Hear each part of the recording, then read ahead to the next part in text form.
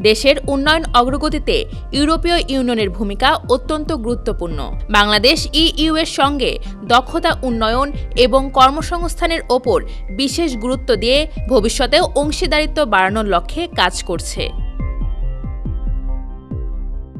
পররাষ্ট্রমন্ত্রীর সঙ্গে সরকারি সফরে ইউরোপে বেলজিয়ামের রাজধানী ব্রাসেলসের ঐতিহ্যবাহী সার্কেল রয়্যাল গেলুয়া সেন্টারে সোমবার সন্ধ্যায় মহান স্বাধীনতা ও জাতীয় দিবস 2024 উপলক্ষে বাংলাদেশ দূতাবাস আয়োজিত অভ্যর্থনা অনুষ্ঠানে প্রধান অতিথির বক্তৃতায় এ কথা বলেন।